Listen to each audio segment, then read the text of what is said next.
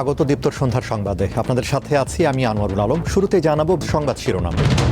ফেনীর নুসরাত হত্যায় 2 জনের মৃত্যুদণ্ড হাইকোর্টে বহাল, 4 জনের সাজা কমে যাবজ্জীবন, 10 জন খালাস। সরকারের 6 মাসে অর্থনীতিতে অর্জন শূন্য, বন্ধ হয়েছে 95 কারখানা, বেড়েছে বেকারত্ব, সিপিডির প্রতিবেদন। যুদ্ধবন্ধের প্রচেষ্টায় ইরানকে আলোচনার টেবিলে ফেরাতে চান ট্রাম্প, দূত হয়ে তেহরানে পাক সেনাপ্রধান।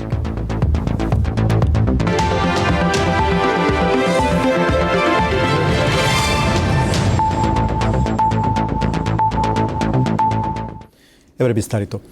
ফেনীর নুসরাত জাহান রাফি হত্যা মামলায় সোনাগাজী ইসলামিয়া ফাজিল মাদ্রাসার বরখাস্তকৃত অধ্যক্ষ সিরাজউদ্দৌলা এবং ওই মাদ্রাসার ছাত্র শাহাদাত হোসেন শামীমের মৃত্যুদণ্ড বহাল রেখেছে হাইকোর্ট। 4 জনের সাজা কমিয়ে যাবজ্জীবন এবং 10 জনকে খালাস দিয়েছে আদালত। যাবজ্জীবন কারাদণ্ডপ্রাপ্তরা হলেন মাদ্রাসার শিক্ষার্থী নুরুদ্দিন, সাখাওয়াত হোসেন, সাইফুর রহমান ও উম্মে সুলতানা পপি।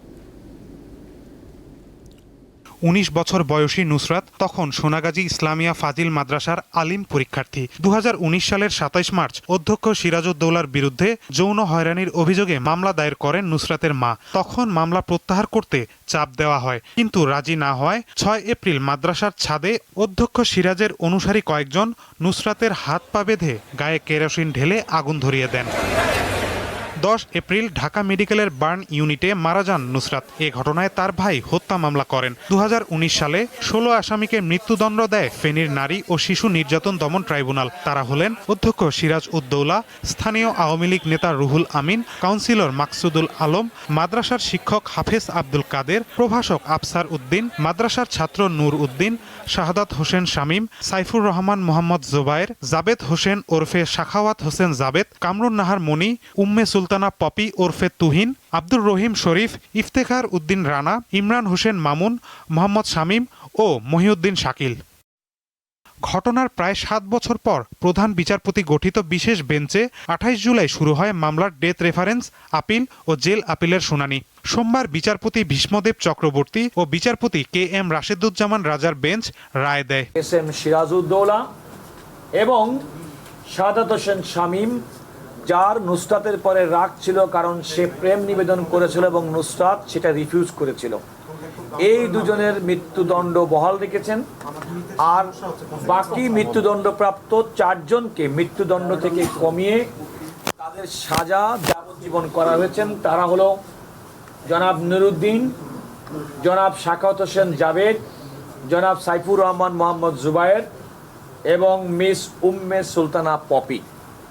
আদালত বলেছেন যেহেতু তারা এতদিন পর্যন্ত নির্জন কারাবাসে ছিলেন, কন্ডেম সেলে, সুতরাং এই 4 জনকে অবিলম্বে যেন নিয়মিত কারাগারে স্থানান্তর করা হয়। এই মামলায় নির্বিচারে ফাঁসির রায় দেওয়ায় ফেনীর নারী ও শিশু নির্যাতন দমন ট্রাইব্যুনালের বিচারক মামুনুর রশিদের বিচারিক ক্ষমতা প্রত্যাহারের নির্দেশ দিয়েছে হাইকোর্ট। মামুনুর রশিদ সম্পর্কে আদালত তার পর্যবেক্ষণে বলেছেন এই ধরনের সেন্টেন্সটাকে বলেছেন মাইন্ডলেস অর্থাৎ আদালত যিনি বিচার করবেন তিনি যে ধরনের বিচারিক মন অ্যাপ্লাই করতে হয় এই মামলার দণ্ড দেওয়ার ক্ষেত্রে, সেই ক্ষেত্রে তিনি সেটি করতে ব্যর্থ হয়েছেন বলে আদালত পর্যবেক্ষণে বলেছেন। এবং আদালত এও বলেছেন যে তাকে এই ধরনের দায়রা অর্থাৎ ফৌজদারি মামলার বিচার এবং সেন্টেন্সিং থেকে বিরত রাখার জন্য আইন, বিচার এবং সংসদীয় বিষয়ক মন্ত্রণালয়কে নির্দেশনা পর্যন্ত প্রদান করেছেন। আলোচিত এই মামলার রায়ে সন্তুষ্ট নয় আসামি পক্ষের আইনজীবীরা। কি করে তার এখানে আগুন লাগালো আর কেউই শুনল না, একমাত্র শুধুমাত্র আশেপাশের লোক কেউই জানলো না, কেউ শব্দ পেল না, একা একা আগুন লেগে গেল, এই পার্টটুকুর রহস্য এখানে থেকেই গেল। ফলে আমরা এর বিরুদ্ধে আপিল করব। আমরা এক্সপেক্ট করি মাননীয় আপিল বিভাগে গিয়ে এই রহস্যের উন্মোচন হবে। আমার আসামিদের মধ্যে 3 জন একুইটাল হয়েছেন আর 1 জনের ডেথ বহাল আছে। আপিল তো আমি করব না, যদি পার্টি করে আমি তাদের ইনস্ট্রাকশন পাইলে আমি আপিল লিখব। বিচারিক আদালতে ফাঁসির দণ্ডপ্রাপ্ত 16 আসামির সবাই এখন কারাগারে রয়েছেন। মাহিদুর রহমান, দীপ্ত সংবাদ, ঢাকা। নুসরাত জাহান রাফি হত্যা মামলায় হাইকোর্টের রায়ে তার পরিবারের সদস্যরা সন্তুষ্টি প্রকাশ করেছে। তার মা দ্রুত রায় কার্যকরের পাশাপাশি নিরাপত্তা চেয়েছেন। এই রায়ে খুশি স্থানীয়রা। হাইকোর্টের রায়কে কেন্দ্র করে সোমবার সকাল থেকে নুসরাত জাহান রাফির ফেনীর সোনাগাজীর বাড়িতে বাড়ানো হয় নিরাপত্তা। আগে থেকেই 2 পুলিশ সদস্য দায়িত্ব পালন করছিলেন। মোতায়েন করা হয় আরও 5 জন। দুপুরে আসে রায়ের খবর। এতে সন্তুষ্টি প্রকাশ করেন নুসরাতের পরিবারের সদস্যরা। সন্তুষ্ট রায়ে যেটা হত্যা প্রকাশ হয়েছে, আজকে নুসরাতের হত্যা করা হয়েছে। আজকে 7টা বছর অন্তত পক্ষে নিরাপত্তা ছিল। এখন আরো জোরদার বাড়াতে হবে। আমি বর্তমান মাননীয় তারেক রহমান, প্রধানমন্ত্রী তারেক রহমানের কাছে ধন্যবাদ জানাই। আমার 3টা ছেলের প্রতি যেন খেয়াল রাখে। সন্তুষ্টি প্রকাশ করেন নুসরাত জাহান রাফির প্রতিবেশীরাও। যে প্রত্যাশা ছিল ওই প্রত্যাশা অনুযায়ী আমরা আজকে রায় পেয়েছি। 10 জনকে খালাস দেবে হয়েছে। এই জন্য আমরা সরকারকে ধন্যবাদ জানাই। এর মাধ্যমে এখানে আইন বিভাগের যেই বিচার বিভাগের যেই ন্যায় বিচার সেটি প্রতিষ্ঠিত হলো বলে আমি মনে করি। রায় ঘিরে অপ্রীতিকর ঘটনা এড়াতে পুলিশ সতর্ক অবস্থানে রয়েছে বলে জানান এই কর্মকর্তা। নিরাপত্তার স্বার্থে আমরা সোনাগাজী মডেল থানা পুলিশ ছিলাম এবং ভবিষ্যতেও থাকবো। এখানে কোনো ধরনের কোনো অপ্রীতিকর ঘটনা ঘটবে না, এই জন্য আমরা এখানে নিয়োজিত আছি। 2019 সালের 6 এপ্রিল সোনাগাজী ইসলামিয়া ফাজিল মাদ্রাসার ছাদে নুসরাতকে ডেকে নিয়ে গায়ে কেরোসিন ঢেলে আগুন ধরিয়ে দেয় অধ্যক্ষ সিরাজউদ্দৌলার অনুসারী কয়েকজন শিক্ষার্থী। 3 দিন পর তার মৃত্যু হয়। কাউসার আহমেদ, দীপ্ত, বার্তাকক্ষ। বর্তমান সরকারের প্রথম 6 মাসে অর্থনীতিতে কিছু ইতিবাচক পরিবর্তন এলেও সামগ্রিকভাবে নেতিবাচক প্রবণতাই বেশি বলে জানিয়েছে বেসরকারি গবেষণা প্রতিষ্ঠান Centre for Policy Dialogue CPD. প্রতিষ্ঠানটি জানায়, একই সময় দেশের 3 প্রধান শিল্পাঞ্চলে 95টি কারখানা স্থায়ীভাবে বন্ধ হয়ে কমপক্ষে 61,881 জন কর্মসংস্থান হারিয়েছেন। সকালে সিপিডির কার্যালয়ে আয়োজিত সংলাপে এসব তথ্য তুলে ধরা হয়। ত্রয়োদশ জাতীয় সংসদ নির্বাচনের মধ্য দিয়ে ক্ষমতায় আসা বিএনপি সরকার এরই মধ্যে 6 মাস পূর্ণ করেছে। এই সময় দেশের অর্থনৈতিক অগ্রগতি মূল্যায়ন করতে সোমবার রাজধানীতে সংলাপের আয়োজন করে গবেষণা প্রতিষ্ঠান Centre for Policy Dialogue CPD. এতে জানানো হয়, গত 6 মাসে মাথাপিছু ঋণের পরিমাণ $48,000 থেকে বেড়ে $55,000 পৌঁছেছে। বেসরকারি খাতে ঋণ প্রবাহ শতকরা 4.5 ভাগে নেমে এসেছে, যা ইতিহাসে সবচেয়ে কম। বাংলাদেশ ইতিমধ্যে ঋণের ফাঁদে পড়ে গেছে কিনা এবং সেটা দেশীয় এবং বিদেশি, সেটার একটা মূল্যায়ন করার প্রয়োজন ছিল। এটার ব্যতিরিকে আগামী দিনে আগানো কষ্ট হবে। সিপিডি বলছে, নিত্যপণ্যের দাম সাধারণ মানুষের ক্রয় ক্ষমতার বাইরে চলে গেছে। চলতি বছরের জানুয়ারি থেকে আগস্টে গাজীপুর, সাভার, আশুলিয়া এবং নারায়ণগঞ্জ নরসিংদী শিল্পাঞ্চলে 95টি কারখানা স্থায়ীভাবে বন্ধ হয়েছে। ফলে কর্মসংস্থান হারিয়েছে 61,881 জন। এটা হলো জানুয়ারি থেকে অগস্ট পর্যন্ত 2026 সালে, এবং এটা হলো 95টি কারখানা বন্ধ হয়েছে। 95টি কারখানা বন্ধ হয়েছে। বিশেষ করে আমাদের এইটা হলো গাজীপুর, সাভার, আশুলিয়া, নারায়ণগঞ্জ, নরসিংদী এলাকাতে, এবং প্রায় 62,000 মানুষ কাজ হারিয়েছে বলে আমাদের হিসাব। গবেষকরা জানান, প্রবাসী আয়ও মন্দা হাওয়া বইছে। বাণিজ্য ঘাটতি বৃদ্ধি, বাজেট বাস্তবায়নে ধীরগতি এবং বৈদেশিক বিনিয়োগ কমার মতো বিষয়গুলো পরিস্থিতিকে জটিল করে তুলছে। আমাদের এলসি ওপেনিংয়ের যেটা সেখানে কিন্তু আবার নেগেটিভ, উইচ মানে আমাদেরকে একটা সিগন্যাল দিচ্ছে আর কি। একটু সরকারি কর্মচারীদের বেতন বৃদ্ধি ও ভর্তুকি সামলানো ক্ষমতাসীনদের জন্য কঠিন হয়ে দাঁড়াবে বলে মনে করেন সিপিডির গবেষকরা। শাহরিয়ার ইমন, দীপ্ত সংবাদ, ঢাকা। বিএনপি সরকার তাদের প্রথম 180 দিনে নিদারুণভাবে ব্যর্থ হয়েছে বলে মনে করে জাতীয় নাগরিক পার্টি এনসিপি। বর্তমান সরকারের 6 মাস নিয়ে এ মূল্যায়ন তুলে ধরেছেন এনসিপির আহ্বায়ক নাহিদ ইসলাম। দুপুরে রাজধানীতে দলটির অস্থায়ী কেন্দ্রীয় কার্যালয়ে সংবাদ সম্মেলনে তিনি বলেন, সরকার পুরনো স্বৈরাচারী কায়দায় ফিরে যাচ্ছে। সর্বত্র লুটপাট ও দলীয়করণ চলছে। তিনি বলেন, জ্বালানি খাত বিপর্যস্ত। একই সঙ্গে লোডশেডিং ও ভুতুড়ে বিলের অভিযোগ করেন নাহিদ ইসলাম। আইন শৃঙ্খলা পরিস্থিতি নিয়েও সরকারের সমালোচনা করেন এনসিপির আহ্বায়ক।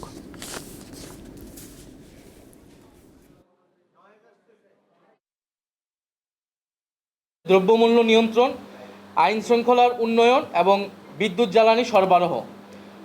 আমরা দেখতে পেলাম যে এই 6 মাসে এই যে 3টি বিষয়কে তারা অগ্রাধিকার দিয়েছিল, এই 3টি বিষয়তেই তারা কিন্তু নিদারুণভাবে ব্যর্থতার পরিচয় দিয়েছে। অব্যবস্থাপনা, অদক্ষতা এবং পরিকল্পনাহীনতা থেকেই সরকার যে ফ্যাসিবাদী স্বৈরতান্ত্রিক কাঠামোতে, সেই কাঠামোতেই ফেরত যাচ্ছে। এবং 180 দিনে এটাই প্রমাণিত হয়েছে যে তারেক রহমানের কোনো ধরনের পরিকল্পনা নাই দেশকে পরিচালনা করার।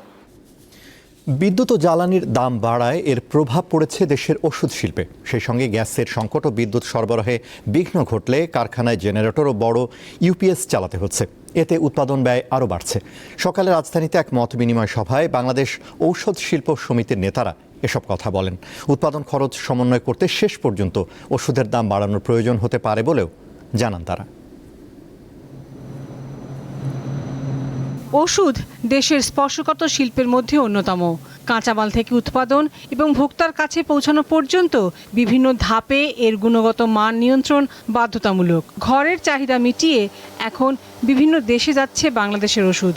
সম্প্রতি কাঁচামাল আমদানি, ডলারের মূল্য বৃদ্ধি এবং সেই সঙ্গে যুক্ত হওয়া জ্বালানি সংকট এই শিল্পকে ক্ষতিগ্রস্ত করছে। সোমবার রাজধানীর তেজগাঁওয়ে বাংলাদেশ ওষুধ শিল্প সমিতির কার্যালয়ে মালিক সমিতি ও বাংলাদেশ হেলথ রিপোর্টার্স ফোরামের আয়োজনে ওষুধ শিল্পের অগ্রগতি, চ্যালেঞ্জ ও সম্ভাবনা শিরোনামে মত বিনিময় সভায় এসব কথা বলেন বক্তারা। বিদ্যুতের অভাব আমরা ফিল করছি না তা না, কিন্তু আমরা যেহেতু সবাই জেনারেটর ব্যবহার করি, আমরা ডিজেল যেহেতু পর্যাপ্ত পাচ্ছি, আমরা ওটা পুষিয়ে নিচ্ছি, আমাদের কস্ট বাড়তেছে, এটা নিয়ে কোনো ডাউট নেই। বক্তারা বলেন 1982 সালের পরে দেশের ওষুধ শিল্পের বিকাশে নানা পদক্ষেপ নেওয়া হয়েছে। তারপরও গত কয়েক বছরে বেশ কয়েকটি প্রতিষ্ঠান ক্ষতির মুখে পড়েছে। গত 3 বছরে আমাদের ফার্মাসিউটিক্যাল ইন্ডাস্ট্রি গ্রো করে নাই, কিন্তু আমাদের ইনফ্লেশন হয়েছে, আমাদের ডলারের এক্সচেঞ্জ রেটের চেঞ্জ হয়েছে, মানুষের জীবনযাত্রা ব্যয় বেড়েছে, কিন্তু সেই তুলনায় ওষুধের কোনো ডেভেলপমেন্ট হয় নাই। দেশে যে ওষুধ কোম্পানিগুলো আছে, এই কোম্পানিগুলোর ভিতরে আমরা দেখেছি নেগেটিভ গ্রোথ আছে 64টা কোম্পানির। অত্যাবশ্যকীয় ওষুধের তালিকা অবশ্যই থাকতে হবে, সেটা 117 না। প্রতিনিয়ত মানুষের ডিজিজ প্যাটার্ন বদলাচ্ছে, নতুন ঔষধ আসতেছে। সরকার কিন্তু তার সিস্টেমের ভিতর দিয়েই ইডিসিআর এসেনশিয়াল ড্রাগস যে কোম্পানি বানায়, সেটা যেহেতু জনগণকে দিতে হবে বিনামূল্যে, সেই জন্য ওনারা বানানোর ব্যবস্থা করে রাখছে। এখন সেই তালিকাটা তৈরি করে তুমি ইডিসিআর এর মাধ্যমে বানায়া তুমি জনগণকে দাও, আমাদের তো কোনো আপত্তি নাই। দেশের ওষুধ শিল্প যাতে কোনোভাবেই আমদানি নির্ভর না হয়ে পড়ে, সেদিকে সংশ্লিষ্টদের খেয়াল রাখার আহ্বান জানান বক্তারা। এসেনশিয়াল ড্রাগ লিস্ট বলে আমরা যদি সেটাকে প্রাইস কন্ট্রোলের আওতায় নিয়ে আসার চেষ্টা করি, তখনই কিন্তু এই বৈকটত্ব চলে আসে। লাবণী গুহ, দীপ্ত সংবাদ, ঢাকা। আন্তর্জাতিক পশ্চিম এশিয়ায় শান্তি ও নিরাপত্তা প্রতিষ্ঠায় আলোচনার লক্ষ্যে ইরানের রাজধানী তেহরানে পৌঁছেছেন পাকিস্তানের সেনাপ্রধান জেনারেল আসিম মুনির। এই সফরে তার সঙ্গে আছেন পাকিস্তানের স্বরাষ্ট্রমন্ত্রী মোহসিন নকভি। জুন মাসের অন্তর্বর্তী চুক্তি ভেস্তে যাওয়ার পর যুক্তরাষ্ট্র ইরানের মধ্যে নতুন করে তৈরি হওয়া আস্থার ঘাটতি মেটানোই এই সফরের অন্যতম প্রধান উদ্দেশ্য। ইরানকে পুনরায় সমঝোতার টেবিলে ফেরাতে পাকিস্তানের সেনাপ্রধান আসিম মুনিরকে অনুরোধ জানান যুক্তরাষ্ট্রের প্রেসিডেন্ট ডোনাল্ড ট্রাম্প। এমন তথ্য প্রকাশ করে আল জাজিরা আরও জানায়, গত সপ্তাহে মুনিরকে ফোন করে ট্রাম্প এই বার্তা দেন।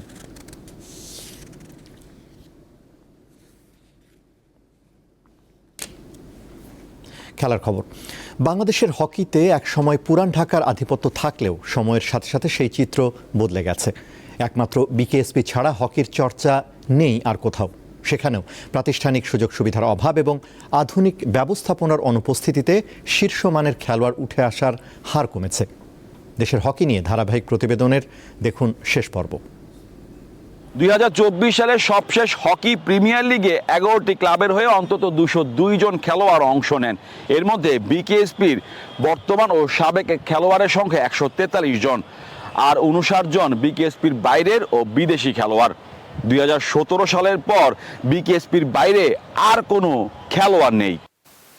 অথচ এক সময় পুরান ঢাকাকে হকির আতুরঘর বলা হতো। আরমানি টোলা স্কুল থেকে দেশ পেয়েছে অনেক হকি তারকা। তাদের অন্যতম আব্দুস সাদেক। 1965 সালে তার এবং আরো কয়েকজন বন্ধুর হাত ধরে গড়ে ওঠে combined hockey club. Sabbir Yusuf, Pratap শঙ্করের মতো তারকাদের নিয়ে গড়া সেই দলটি 1969 সাল পর্যন্ত ঢাকা হকি লিগে রাজত্ব করে টানা চ্যাম্পিয়ন হয়। হকি ফেডারেশন যে উদ্যোগগুলো নেয়, বয়স ভিত্তিক ট্রেনিংগুলো যেটা করে সারা বাংলাদেশে, সেখানে তারা ইনভেস্ট করে যে প্রশিক্ষণটা দেয়, সেই জন্য একটা প্রতিযোগিতা দরকার।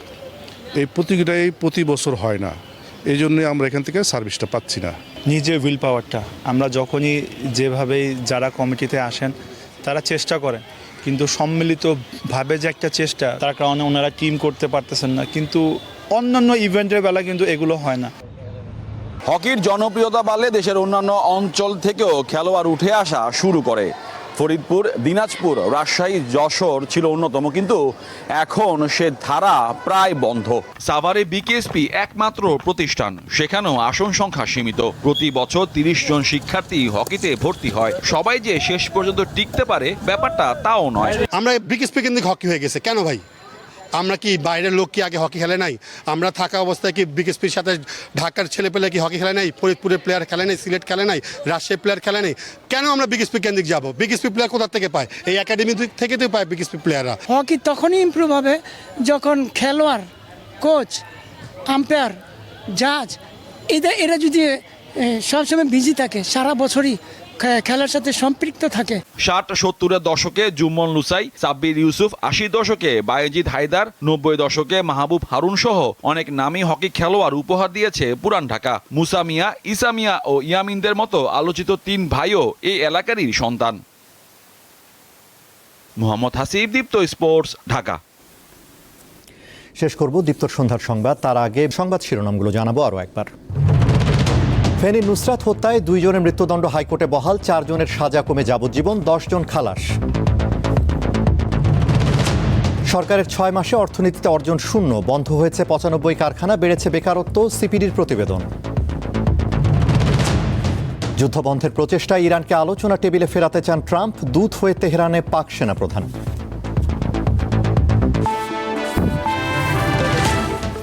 এই ছিল এখনকার মতো। আমাদের পরবর্তী দীপ্ত সংবাদ রাত 11টায় দেখার আমন্ত্রণ। এছাড়া আরও তথ্য বিনোদনের খবর পেতে যুক্ত থাকুন দীপ্ত টিভির ডিজিটাল প্ল্যাটফর্মগুলোতে। ধন্যবাদ।